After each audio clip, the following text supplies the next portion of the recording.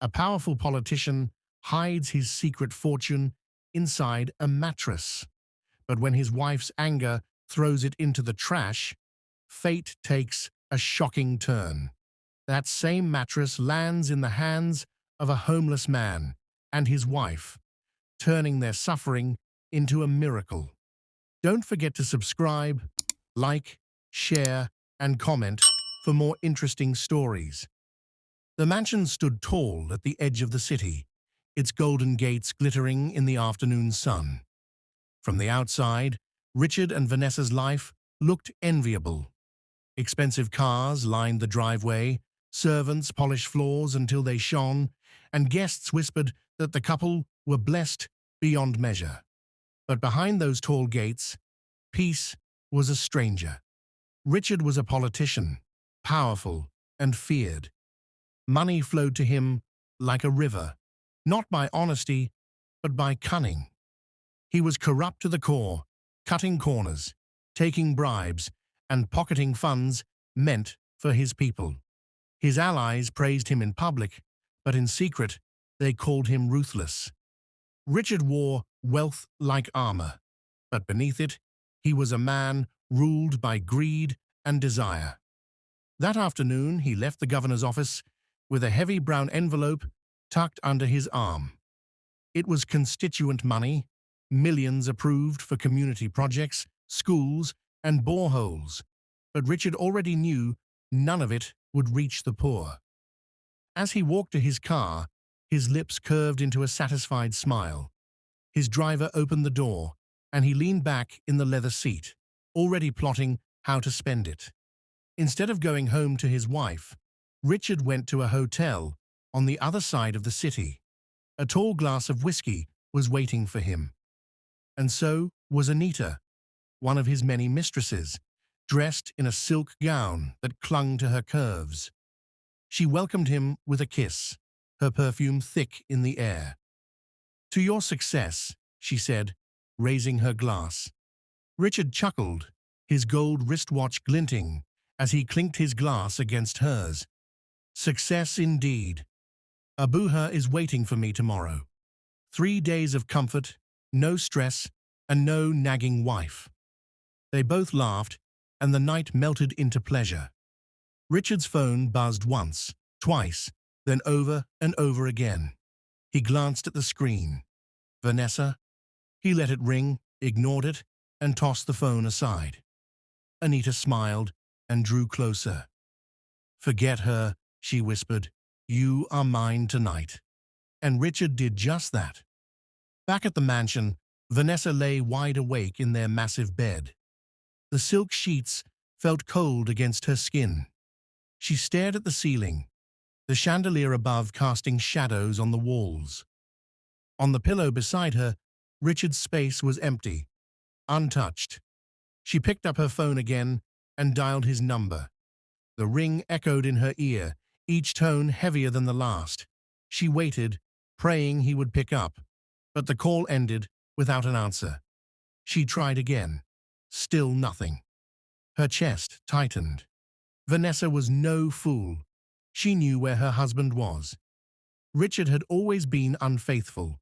She had caught the smell of foreign perfume on his shirts, seen strange numbers flash on his phone, even heard whispers among the servants.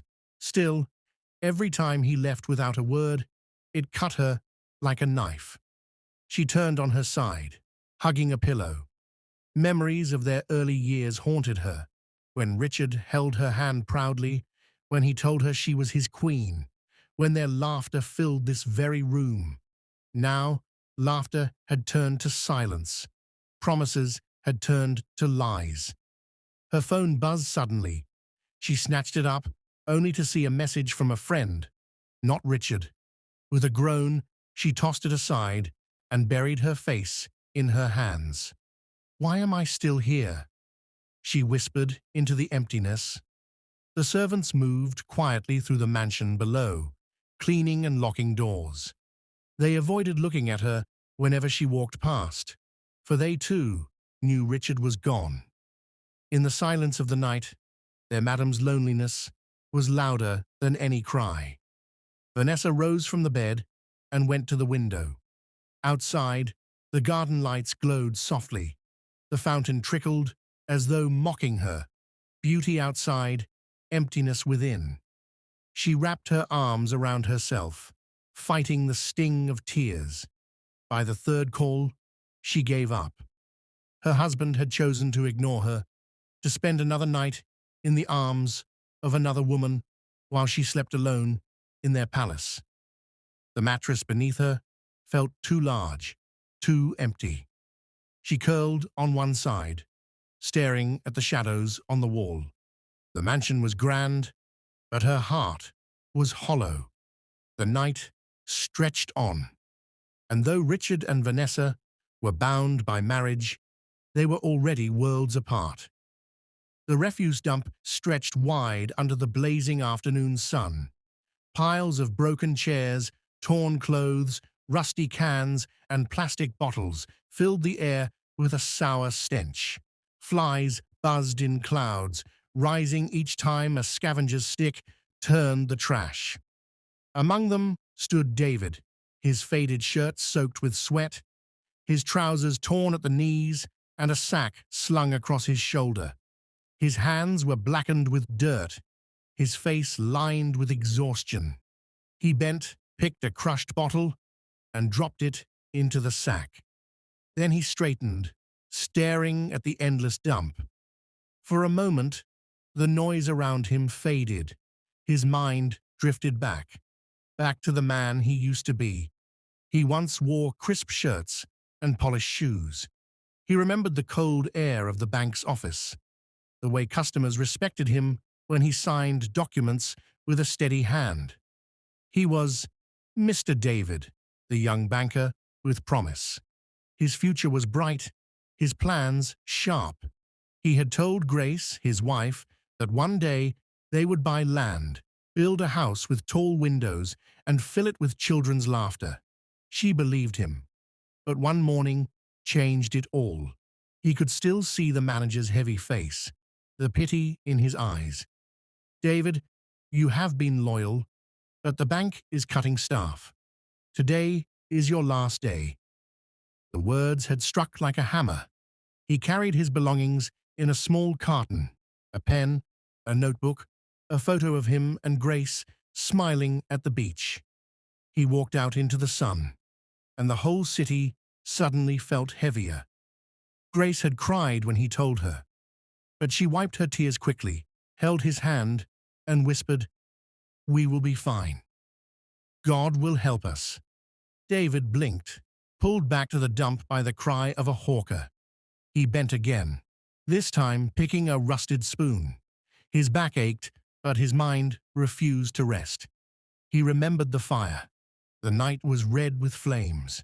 People screamed, water buckets clanged, smoke swallowed the sky. Grace had been cooking when shouts filled the corridor. "Fire! Fire!" A neighbor's stove had exploded, and the inferno spread like a mad beast. He had tried to save their documents, their certificates, even the little savings they had left. But the flames were too quick, too greedy. Smoke choked his lungs. Grace pulled him by the arm, shouting through coughs, "Leave it, David. Leave it, or we will die." They escaped with nothing, only the clothes on their bodies.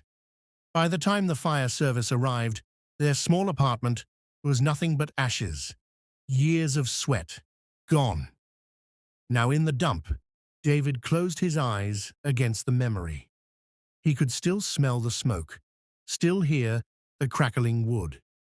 He clenched his fists and then forced himself to keep picking scraps. Hunger did not wait for sorrow.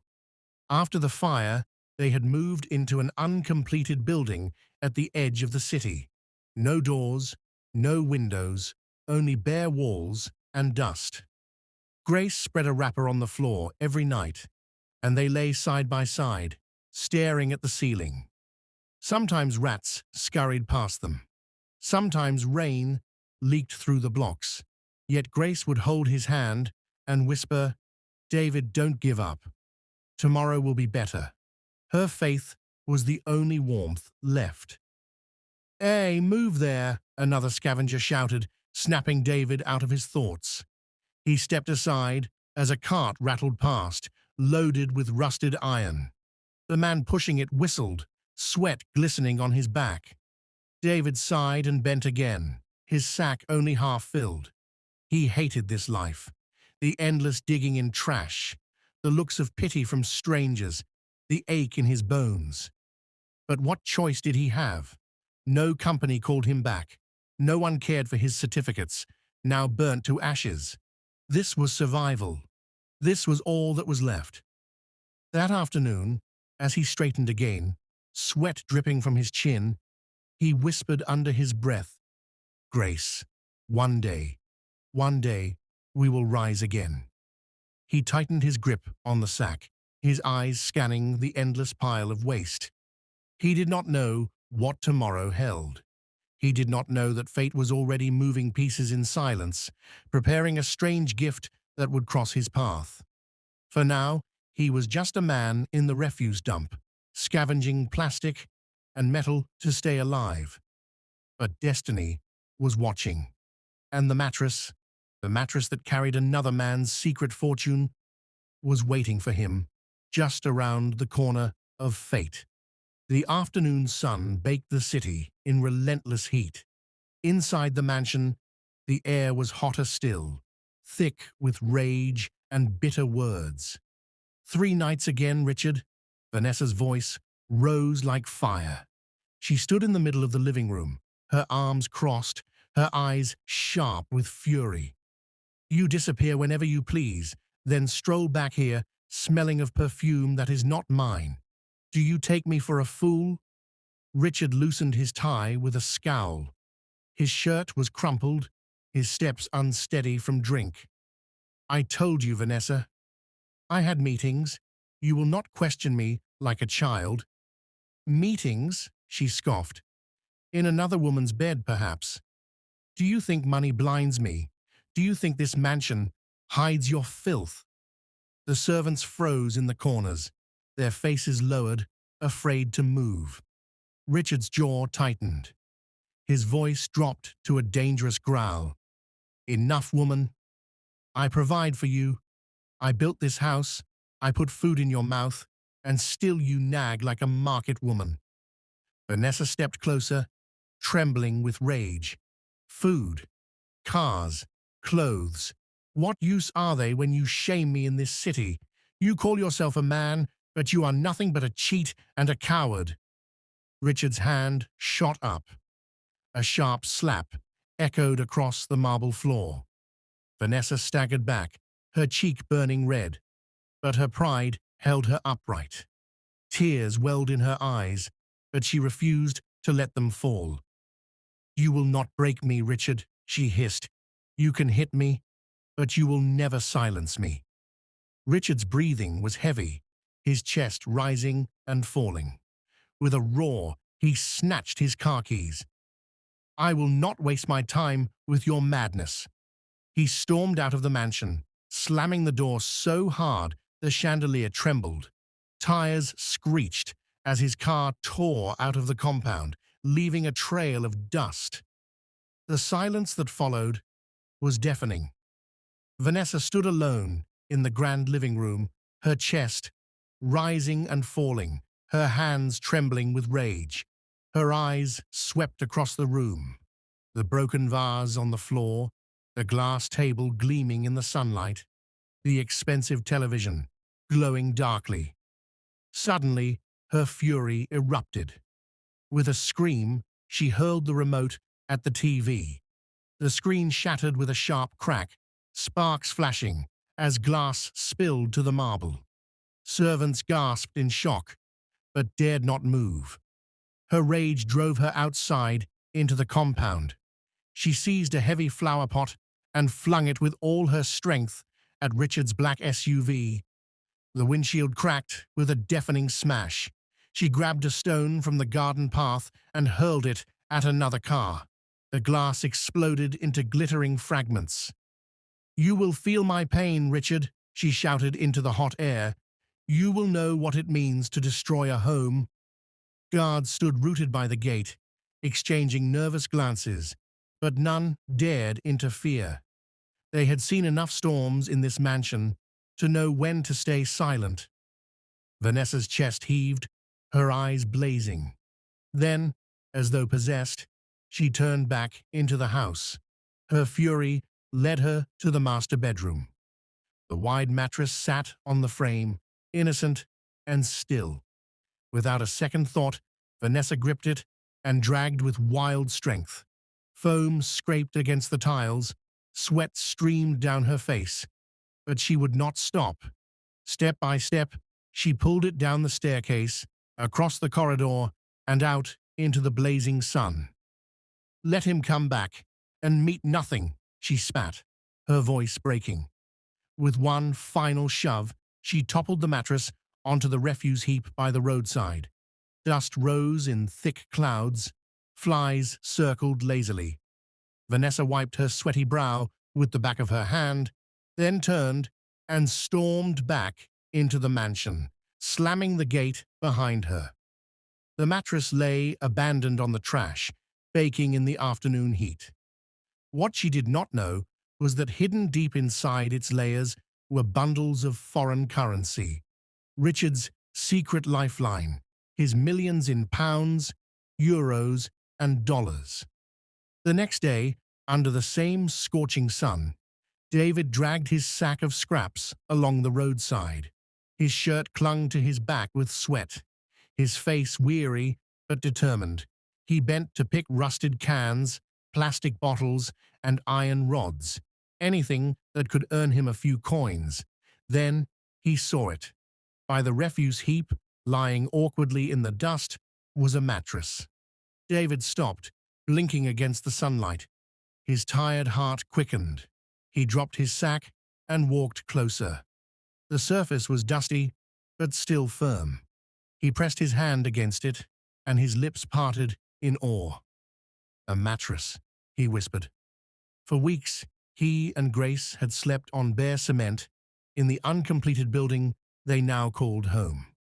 His wife's back ached every morning, and his own body felt broken each dawn.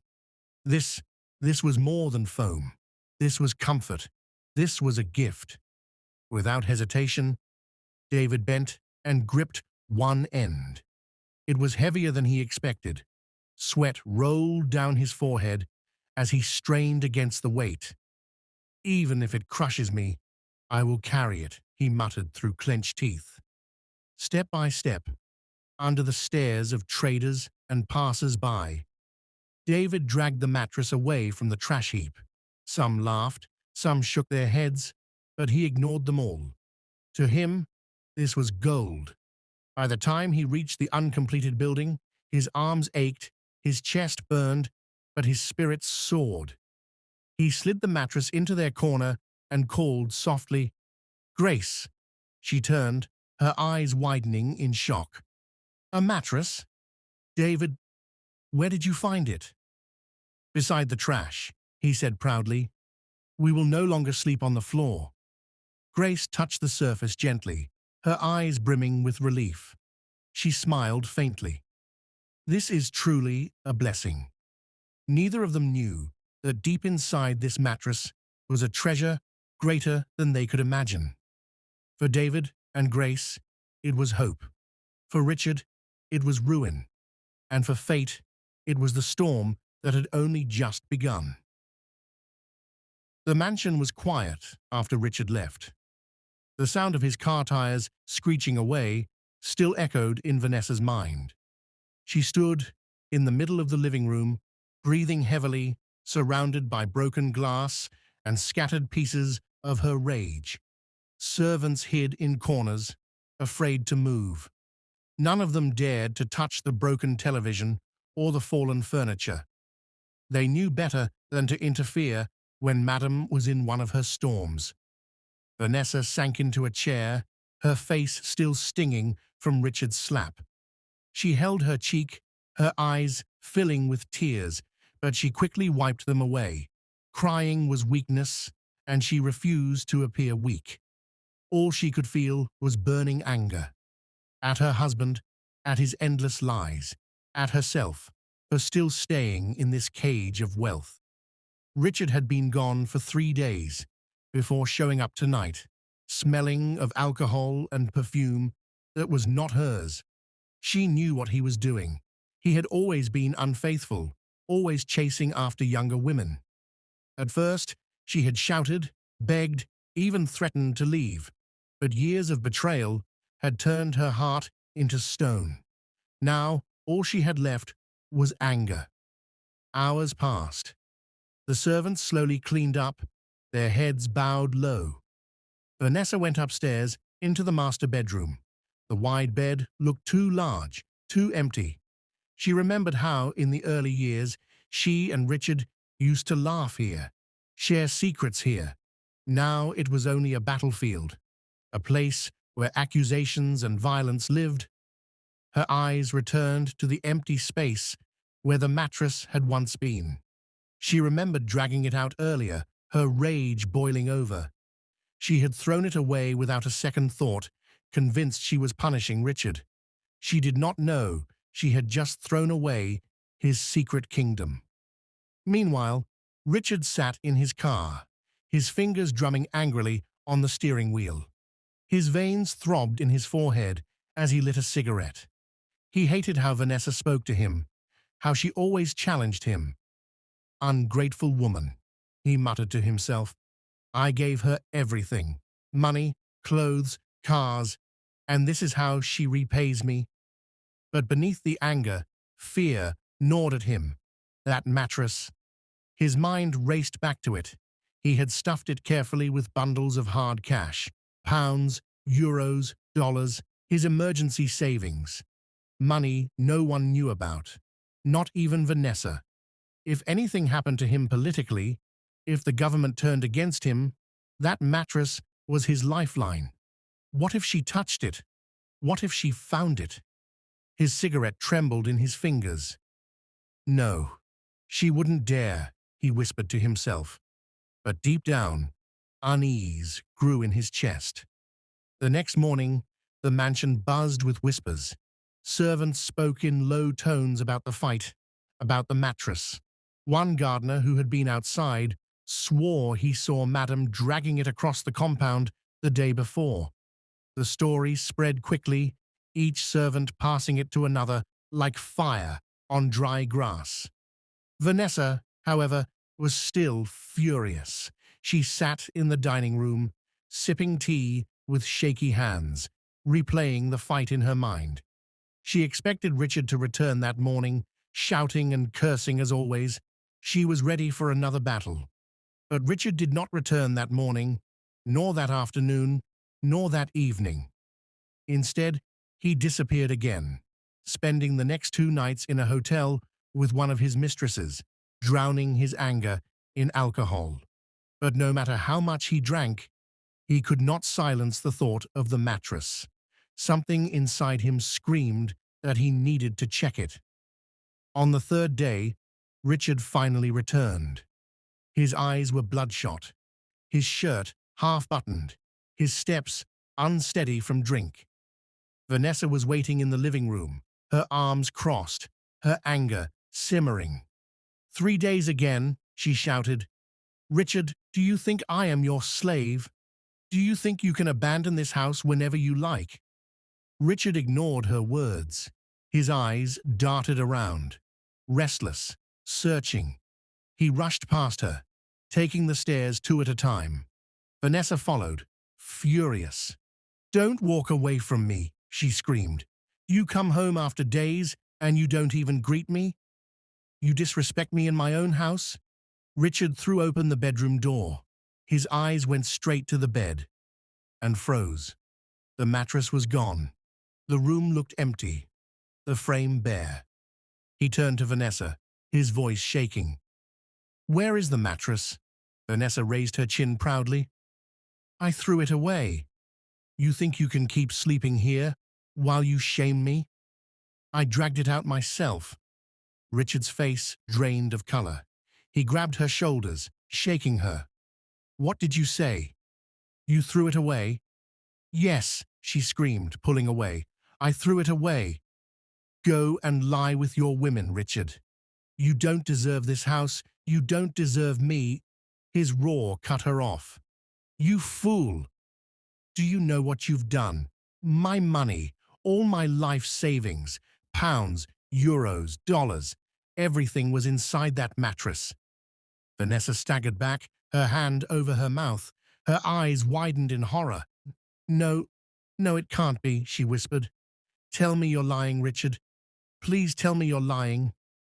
Richard's fists clenched as he shouted again, his voice cracking with panic. I am not lying. You have thrown away my fortune. Vanessa's knees buckled, and she collapsed onto the floor, weeping. The servants outside the door froze in shock. The golden couple's secret had just been exposed.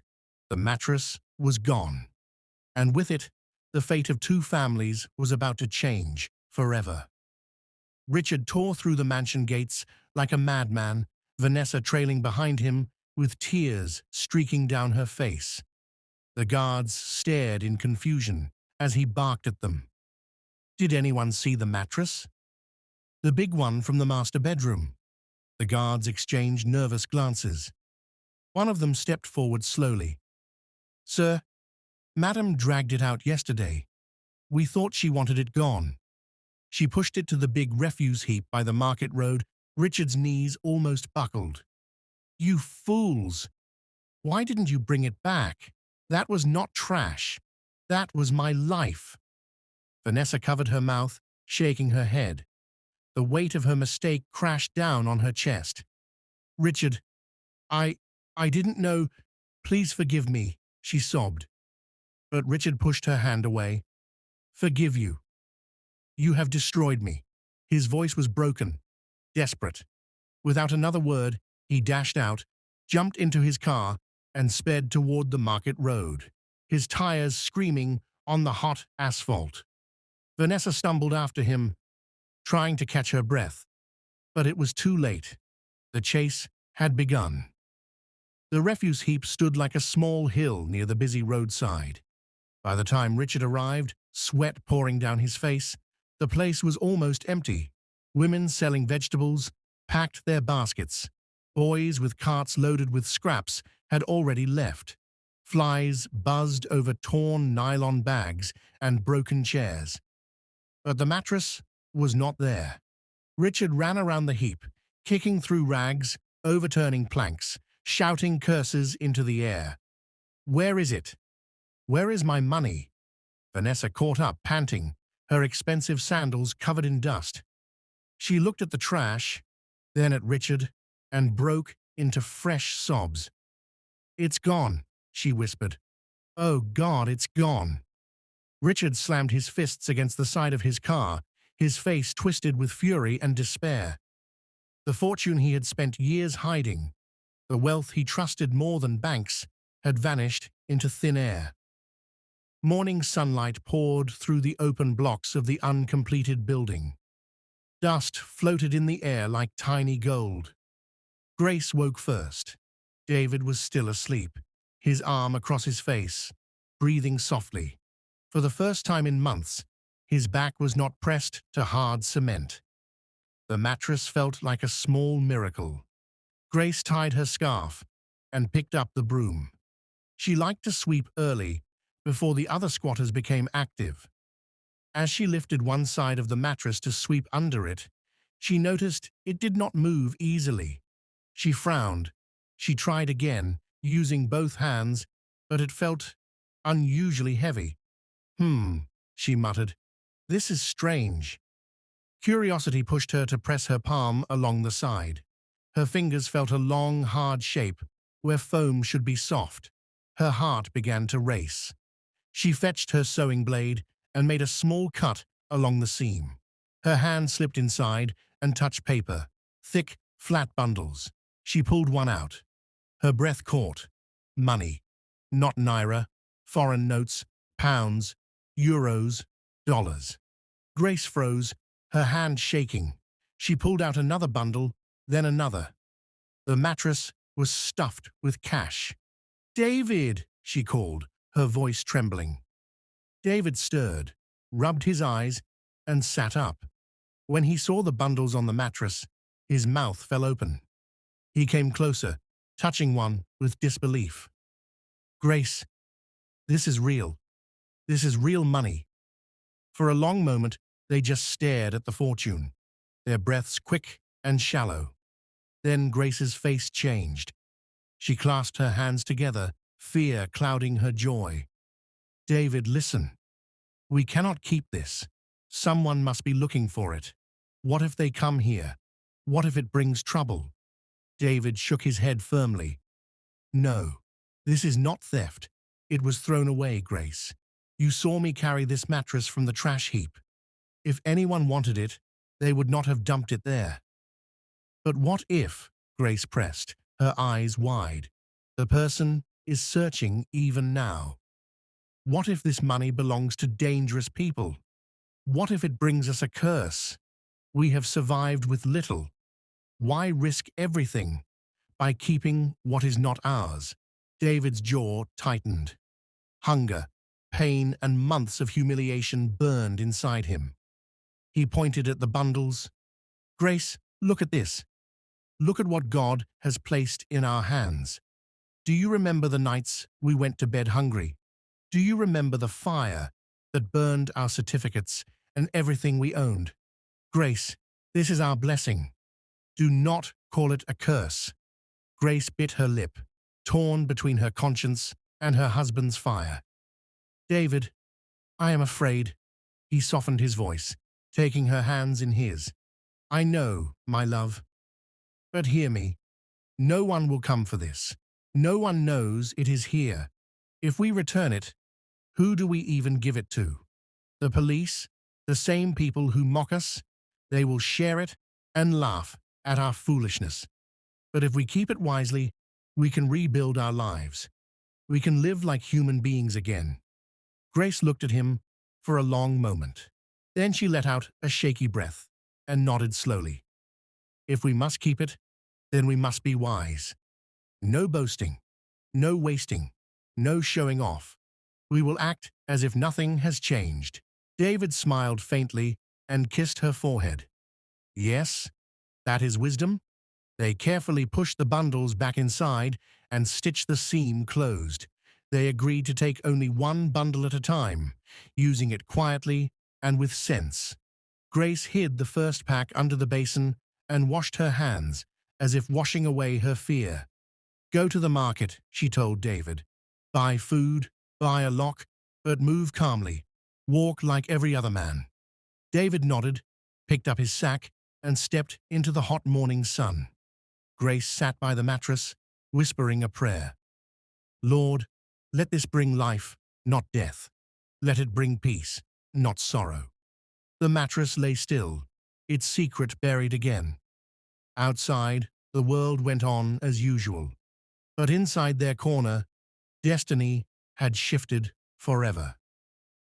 The day Grace and David walked into the bureau with one bundle of notes, their hearts pounded. The man behind the counter tested the money carefully, holding it to the light, pressing it between his fingers, running it under a machine. Finally, he nodded. "Original," he said. He exchanged it for a thick envelope of naira. David and Grace walked out in silence, clutching the envelope as though it were fire. Only when they reached home did they breathe freely. The money was real. Their lives were about to change. The first thing they did was buy food. Bags of rice and beans, oil, tomatoes, meat. Grace filled the kitchen shelves of the uncompleted building where they still lived, smiling as she lined them neatly. "We will eat and be strong," she told David. That night, the smell of stew drifted out into the corridor, and for the first time in months, they ate until their stomachs were full. But Grace was not foolish. "David," she said, "we must not waste. We must not rush. If we show off, people will ask questions. We must move quietly." David agreed. Step by step they planned. A little for business, a little for land, a little for comfort. Within weeks, Grace opened a small foodstuff shop in the market. Women came daily to buy, calling her Madam Grace. David, too, made his first quiet move, buying land in a developing part of town. He was careful, keeping everything in order. But the biggest change came when they left the uncompleted building. David bought a modest but comfortable three-bedroom house in town. It had tiled floors, clean paint, a borehole for water, and a gate. The day they moved in, Grace touched the walls and cried. "This is our home," she whispered. "Our own." That night, they lay on a soft bed, full from a rich meal. David held her hand and said, "Grace, from the dust, we have risen." She smiled through her tears. "And we will not go back." Far away, Richard and Vanessa's world was breaking piece by piece.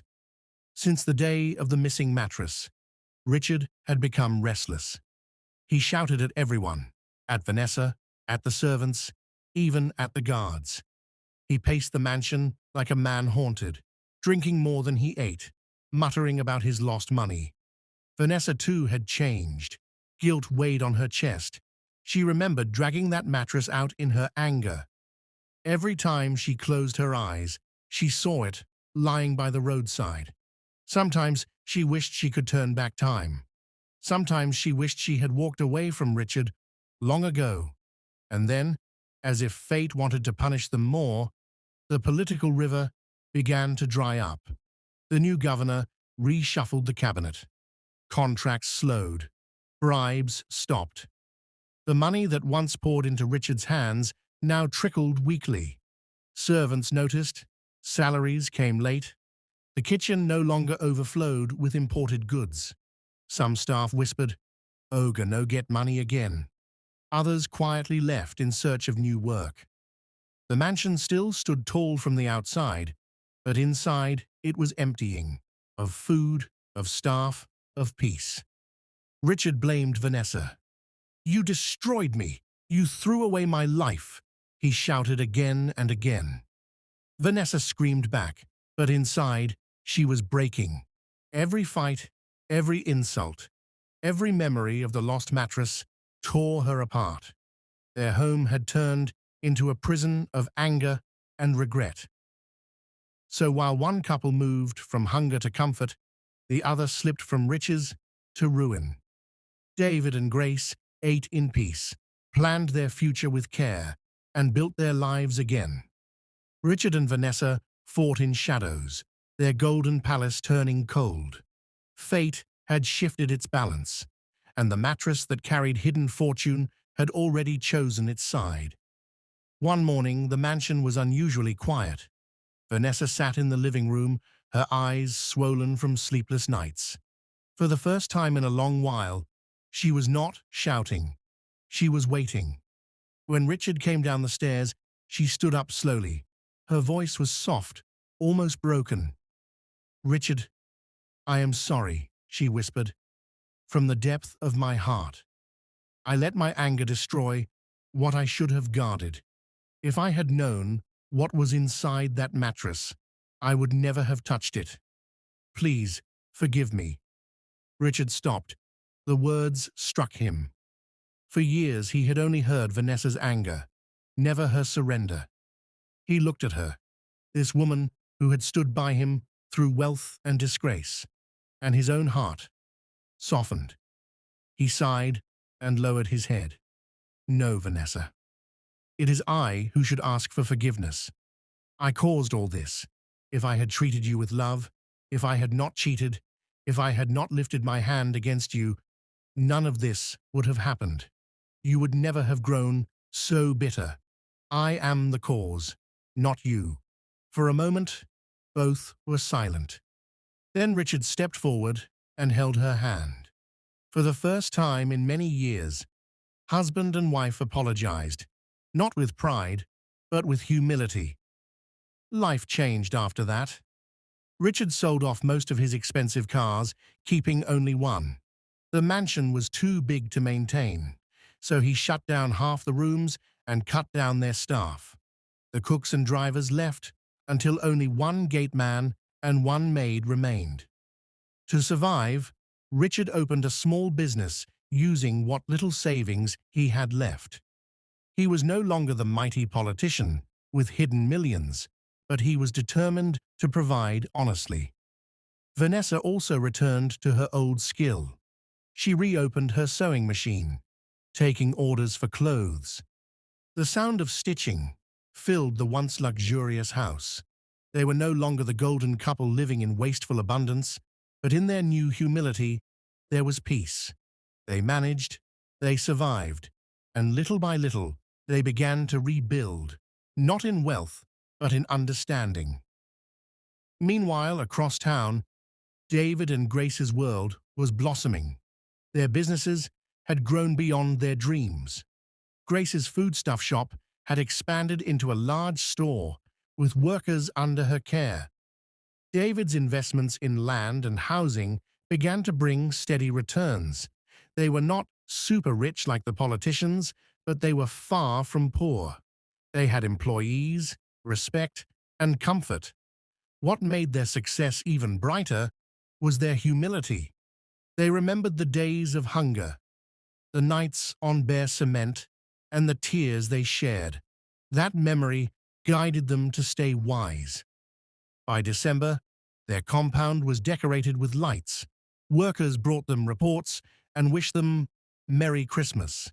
Grace supervised hampers for staff families. David planned the end-of-year bonuses. And in the midst of the bustle, Grace showed him 2 tickets. "Paris," she said with a smile. "For Christmas." David laughed and lifted her in his arms. "From sleeping in an abandoned building to vacationing in Paris," he said softly. "Truly, God lifted us." Grace kissed his cheek. "And may we never forget the journey." 2 couples, 2 fates, one lost fortune through anger and pride, but found humility in the end. The other found fortune by chance, but kept it through wisdom and patience. The mattress had changed both lives forever. If you enjoyed this story, don't forget to like, comment, share, and subscribe for more dramatic tales. Your support keeps us going, and we can't wait to bring you the next story.